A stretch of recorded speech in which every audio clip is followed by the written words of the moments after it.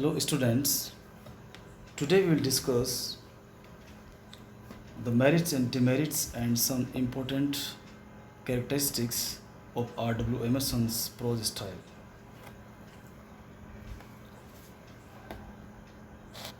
Emerson's prose style is noted for its aphoristic quality and its epigrammatic terseness. His sentences are pithy and compact and remind us of the prose of Bacon. His style is characterized by concentration and condensation, and his sentences can be elaborated at length. Some of the sentences read like proverbs. Here are a few examples from the essay The American Scholar. Books are the best of things, well used, abused among the worst. Genius is always sufficiently the enemy of genius by over influence. A great soul will be strong to live as well as strong to think. Fear always springs from ignorance. Not he is great who can alter matter, but he who can alter the states of mind.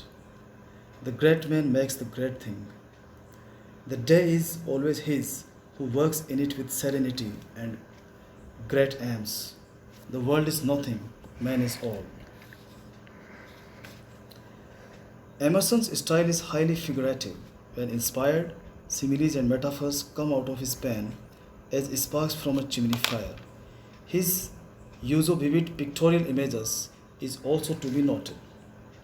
He has used a number of stylistic devices such as figures of speech,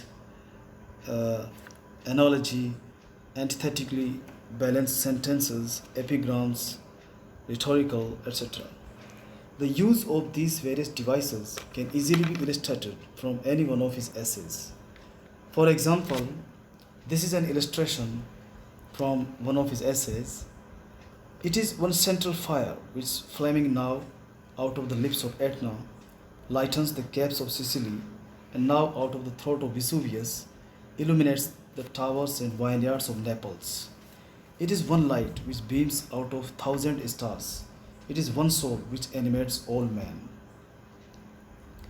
Here in this illustration, there is the fine cooperative contact achieved between the phrases, the lips of Etna and the throat of Vesuvius, and between the verbs lightens and illuminates, enabling Emerson to repeat himself without repetition.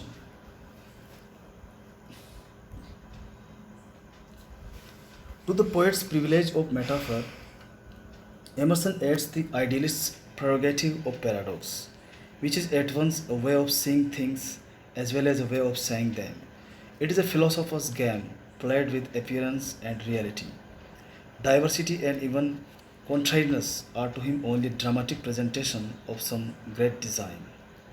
Here are some examples of paradoxes found in his writings. The drop is a small ocean. The near explains the far. One design unites and animates the farthest pinnacle and the lowest trench. Emerson reminds us often of Milton, especially in The American Scholar, by his eloquence, by the amplitude and sweep of his sentences, the rhythm and the poetry of his descriptions. He reminds us just as often of Bacon with his confident aphorisms. The fullness of the longer sentences is balanced by the sharpness of epigram and the greatness of antithesis. He has a whole series of antithetically balanced sentences where he describes how experience becomes truth and art in the crucible of the scholar's mind. Readily noticeable also is the skillful use of rhetorical devices like inversion, repetition, or interrogation. Emerson has the poet's ear for the music of words and something even of the more obvious phonetic and musical satisfaction of verse may be found in Emerson's prose. The sentences in his essays are remarkable for their force, subtlety, and impressiveness, and some for their poetical beauty. He is one of the greatest writers of poetic prose. His sentences have the rhythm and the cadence of poetry. Another aspect of his style to be noted is the judicious use of long and short sentences. In this way, he is able to impart variety and avoid monotony. Emerson also makes use of references and allusions to earlier writers, mostly European. But such allusions do not create much difficulty, for most readers are already familiar with them. Pope, Johnson, Carlyle, Bacon, etc. are well known writers. It is only rarely that he alludes to such little known figures as Emanuel Swedenborg or Pestalozzi. There can be no denying the fact that Emerson is one of the greatest of prose stylists in the English language, but he has also glaring faults and shortcomings. He lacked the gift of sustained construction. His style is best illustrated in selected passages. The sentences are terse, vital, epigrammatic, yet they are always poetic rather than practical, and always hint at much more than they express. Because he lives much out of doors and is intimate with earth, air, and water, Emerson's figures have an elemental quality, unlike those of any other writer. The dew and fragrance of the morning are in all his works.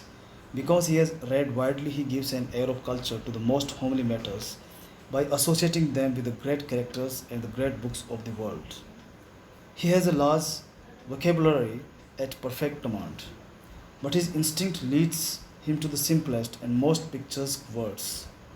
He chooses his expressions from the most unexpected places, here from the nursery, there from the Apocalypse, or from the mystic books of the East. And not even Lowell approaches him in the ability to clothe his thought in a new dress, making its appeal as fresh and original as if it had been spoken in Eden at the springtime of the world. As regards the prose style of his essay, the American Scholar, it too has Emerson's usual defect, that is, the lack of causal logical connection between one sentence and another in the various paragraphs. Sentence follows sentence in quick succession, but sometimes the next sentence is not connected directly and logically with the preceding sentence. This creates some difficulty for the average reader, who often feels puzzled because of this lack of logical causation. Emerson is always striving after eloquence of expression, not to convince his hearers. Such a personal motive would never occur to him, but simply because it is in his blood, because eloquence seems to him man's natural expression, his unconscious reflection of his harmony with the universe. Thanks for watching and listening the video.